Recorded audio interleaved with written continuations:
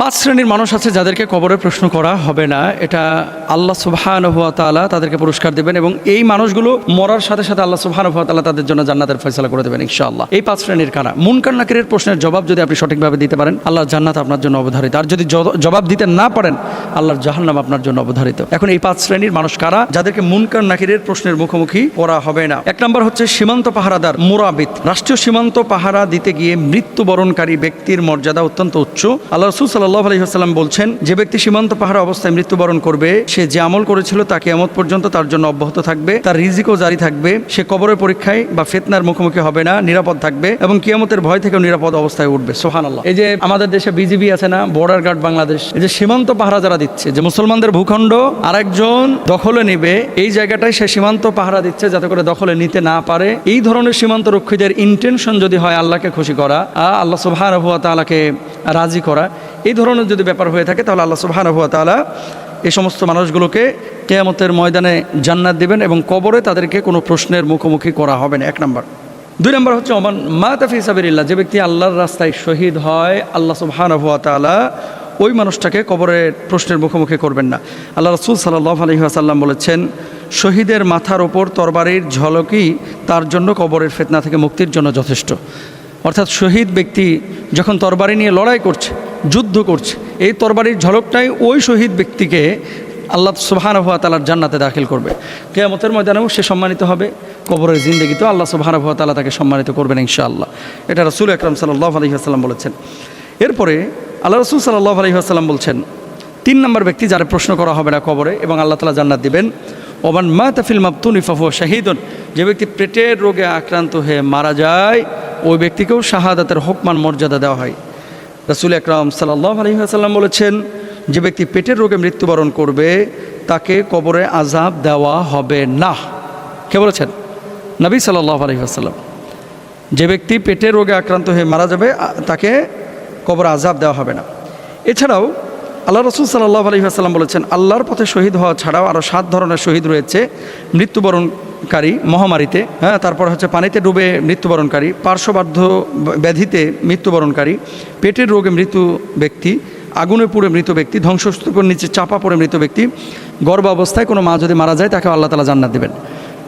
এরপর দেখেন 4 নম্বর, নিয়মিত সূরা মুলুক যে ব্যক্তি তেলাওয়াত করে, ওই ব্যক্তিও যদি মারা যায় আল্লাহ সুবহানাহু ওয়া তাআলা তাকে কবরের ফিতনা থেকে হেফাজত করবেন এবং জান্নাত দিবেন। 5 নম্বর, জুমার দিন বা রাতে মৃত্যুবরণকারী ব্যক্তি, জুমার দিনে অথবা রাত্রে কেউ যদি মারা যায় আল্লাহ সুবহানাহু ওয়া তাআলা তাকেও জান্নাত দিবেন, জুমার দিনে বা রাত্রে কেউ যদি মারা যায়। এরপরে আরও যাদের সম্পর্কে উল্লেখ পাওয়া যায়, যেমন রাসূলগণ, সিদ্দিকগণ, নাবালিগ শিশু এবং শরীয়তের দায়িত্বমুক্ত, যেমন মানসিক ভারসাম্যহীন ব্যক্তি যাদেরকে কবরে দাফন করা হয়, আযাব বা প্রশ্ন থেকে অব্যাহতির কথা বলা হয়েছে। অর্থাৎ একজন পাগল যদি মারা যায় তাকে কিন্তু কবরে কোনো প্রশ্ন করা হবে না। একজন নেককার মুত্তাকি পরেজগার আলেম যদি মারা যায় তাকে কিন্তু কবরে কোনো প্রশ্ন করা হবে না।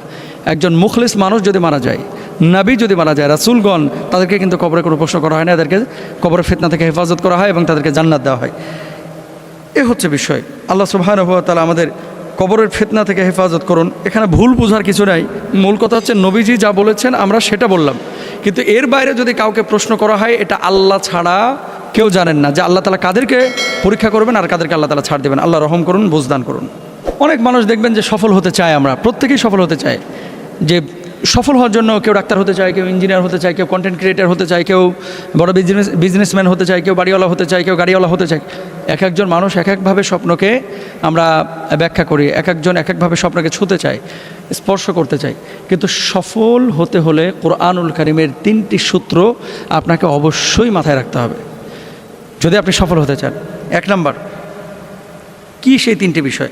1 নম্বর হচ্ছে দোয়া। উদউনি আস্তাজিব লাকুম। আল্লাহর কাছে লাগাতার আপনি দোয়া করবেন, আল্লাহর কাছে লাগাতার আপনি ফরিয়াদ করবেন, আল্লাহ আপনি আমাকে আমার গন্তব্যে পৌঁছায় দেন। আল্লাহ, আপনি ছাড়া কোনো মাবুদ নাই, আল্লাহ আপনি ছাড়া কোনো খালেক নাই, আল্লাহ আপনি ছাড়া কোনো সৃষ্টিকর্তা নাই, আমি ছাড়া আপনার লক্ষ কোটি বান্দা আছে, আপনি ছাড়া তো আমার কোনো মাবুদ নাই, যাওয়ার কোনো উপায় নাই। এভাবে আল্লাহর কাছে বলেন। সুতরাং আপনি আল্লাহর কাছে বলেন যে আল্লাহ আমার জীবনের জন্য যেটা কল্যাণকর সেটা আপনি বাস্তবায়ন করেন, আল্লাহ আমার জীবনের জন্য যেটা ক্ষতিকর সেখান থেকে আমাকে হেফাজত করেন। এভাবে আল্লাহর কাছে বলেন, বারবার বলেন, আল্লাহ সুবহানাহু ওয়া তাআলা কবুল করবেন ইনশাআল্লাহ। তাহলে 1 নম্বর হচ্ছে কি করা? দোয়া করা, এবং আপনাকে সফল হতে আল্লাহ আপনাকে বিশেষ জিম্মাদারি নেবেন ইনশাআল্লাহ। রাসূল আকরাম সাল্লাল্লাহু আলাইহি ওয়াসাল্লাম বলেছেন, দোয়াই হলো আদ-দুআউ হুয়াল ইবাদাহ। এটা নবীজি নিজেও বলছেন, দোয়াই হলো ইবাদত। সুতরাং দুনিয়া এবং আখিরাতের ছোট বড় সমস্ত প্রয়োজন এবং চাওয়াগুলো হবে প্রথমত একমাত্র আল্লাহ সুবহানাহু ওয়া তাআলার কাছে। 2 নম্বর, তাওয়াক্কুল এবং আল্লাহর উপরে পূর্ণ ভরসা। আল্লাহ রাব্বুল আলামিন বলছেন, ওমাই ইয়াতাওয়াক্কাল আলাল্লাহি ফাহুয়া হাসবুহ। নবীর উপর আয়াত নাজিল করে আল্লাহ বলছেন, এটা নবীর কথা না, আল্লাহর কথা, যে আল্লাহর ওপরে যে ব্যক্তি নির্ভরশীল হবে আল্লাহ তার জন্য যথেষ্ট হয়ে যাবে। এখন আপনি সফল হইতে চাইলেন, আল্লাহ আপনাকে সফল যদি না করে আপনি জীবনে নিজের চেষ্টায় হতে পারবেন না। কারণ পরীক্ষায় কি লিখছেন, চাকরি বাকরিতে আপনার কি প্রশ্ন হবে, এটা আল্লাহ ছাড়া কেউ জানে না। আপনার মস্তিষ্কে বা মেধায় আল্লাহ তাআলা যদি সেই বিষয়টা সিগন্যাল না দেয়, আপনি জবাব দিতে পারবেন না। সফল কিভাবে হবেন? সাগরের নীলতিমি প্রতিদিন 7 টন 8 টন গোশত খাচ্ছে, আল্লাহ তাআলা তার রিজিকের দায়িত্ব নিয়েছেন। লক্ষ লক্ষ পাখিরা গাছে ঘুরে ঘুরে, আকাশে ঘুরে ঘুরে খাবার খাচ্ছে, আল্লাহ তাদের রিজিকের দায়িত্ব নিয়েছেন। আল্লাহকে আপনার রিজিকের দায়িত্ব নিতে পারেন না? অবশ্যই নিতে পারেন। শুধু ডাকার মতো ডাকতে হবে, চাওয়ার মতো আল্লাহর কাছে চাইতে হবে, তাহলে আল্লাহ সুবহানাহু ওয়া তাআলা আপনার দোয়া কবুল করবেন। আল্লাহ সুবহানাহু ওয়া তাআলা আপনার চাহিদাগুলোকে পূরণ করবেন এবং আপনার গন্তব্যে পৌঁছাতে আল্লাহ রহম করবেন ইনশাআল্লাহ। হাদিসের নির্দেশনা অনুযায়ী 4 প্রাণীকে মারা বা হত্যা করা সম্পূর্ণরূপে নিষিদ্ধ। এই 4 প্রাণীকে কখনও আপনারা মারবেন না, নবীজি সাল্লাল্লাহু আলাইহি ওয়াসাল্লাম নিজে নিষেধ করেছেন। এখন আপনি বলবেন যে মোহতারাম, যদি ক্ষতি করে, ধরেন আপনাকে কামড়াতে আসছে কোনো সাপ, আপনি কি আরে চুমা দিবেন না কি করবেন? যদি সম্ভব হয় ধরে ওই সাপের জায়গা তো বনে ছেড়ে দিয়ে আসবেন, জঙ্গলে ছেড়ে দিয়ে আসবেন। আর যদি সম্ভব না হয়, নবীজি সাল্লাল্লাহু আলাইহি ওয়াসাল্লাম ক্ষতিকারক প্রাণীকে যদি আপনাকে তেড়ে আসে বা আপনার জীবনের জন্য হুমকি হয়, তাহলে সেই জায়গাগুলোতে আঘাত করতে বলেছেন এবং আপনাকে নিজের আত্মরক্ষার জন্য সিদ্ধান্ত নিতে বলেছেন। এমন কিছু আছে যেগুলো প্রকৃতির জন্য খুবই গুরুত্বপূর্ণ, তাদের হত্যা করা রাসূল আকরাম সাল্লাল্লাহু আলাইহি ওয়াসাল্লাম নিষেধ করেছেন। ইবনে আব্বাস রাদিয়াল্লাহু তাআলা আনহু থেকে বর্ণিত, তিনি বলেন, নবীজি সাল্লাল্লাহু আলাইহি ওয়াসাল্লাম 4 প্রকার প্রাণী হত্যা করতে বারণ করেছেন। 1 নম্বর হচ্ছে পিঁপড়া।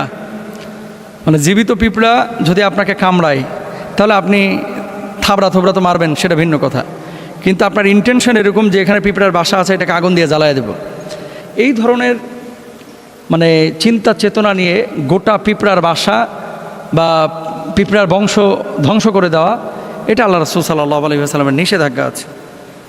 আবু দাউদ শরীফের হাদিস। 2 নম্বর হচ্ছে মধুমক্ষিকা, অর্থাৎ ওই যে মৌমাছি, এটাকে পুড়িয়ে ফেলা অথবা ধ্বংস করে ফেলা, মেরে ফেলা। মধু আপনি খেতে পারেন, কিন্তু এগুলোকে মেরে ফেলা কিন্তু আপনার জন্য জায়েজ নাই। একবারে মানে পুরো ছারখার করে ফেলছেন, এটা কিন্তু আপনার জন্য জায়েজ নাই। 2 নম্বর গেল। 3 নম্বর হচ্ছে হুদহুদ পাখি, আর 4 নম্বর হচ্ছে চড়ুই সদৃশ বাজ পাখি। এখন বলা হচ্ছে যে কি কারণে নবীজি এই 4 শ্রেণীর প্রাণীকে নিষেধ করলেন, মানে মারার জন্য। তো মুহাদ্দিসিনা বলে থাকেন যে পিঁপড়ারা আল্লাহর তাসবিহ অন্য প্রাণীর চাইতে অনেক বেশি করে। দেখেন, পিঁপড়ার ঘ্রাণশক্তি অনেক বেশি, মার্কিং করার সক্ষমতা অন্যান্য প্রাণীদের চাইতে অনেক বেশি পিঁপড়ার। নিজের শরীরের থেকে 70 থেকে 100 গুণ বেশি খাবার কিন্তু পিঁপড়া কী করতে পারে, বহন করতে পারে। এবং পিঁপড়া দেখবেন একটা যখন যায় পেছন দিয়ে যে সিরিয়াল নিয়ে যাচ্ছে, তারা কিন্তু তাদের দুর্যোগের সময়ের জন্য কি করে, খাদ্য সংগ্রহ করে, এবং এই খাদ্যটা তাদের দুর্যোগের সময় তারা গ্রহণ করে বেঁচে থাকতে পারে, টিকে থাকতে পারে। তো যেই জ্ঞান আল্লাহ রাব্বুল আলামিন এই পিঁপড়াকে দিয়েছেন, তারা তাসবিহ জপে আল্লাহ সুবহানাহু ওয়া তাআলার জন্য। আল্লাহ নবী সাল্লাল্লাহু আলাইহি ওয়াসাল্লাম এই জন্য নিষেধ করেছেন, কোনো মুহাদ্দিস বলে থাকেন এমন।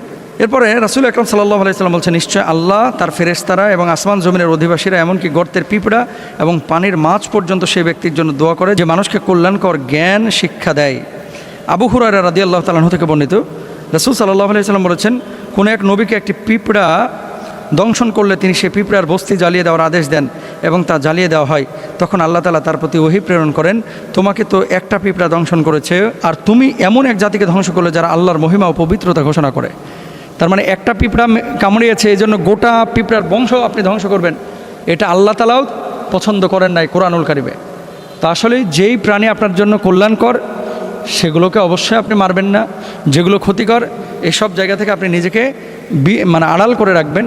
বনের পশু বনে থাকুক, সেগুলোর সাথে আপনি সংঘর্ষে যায়েন না, নতুবা নিজে ক্ষতির সম্মুখীন হবেন। আল্লাহ বুঝদান করুক।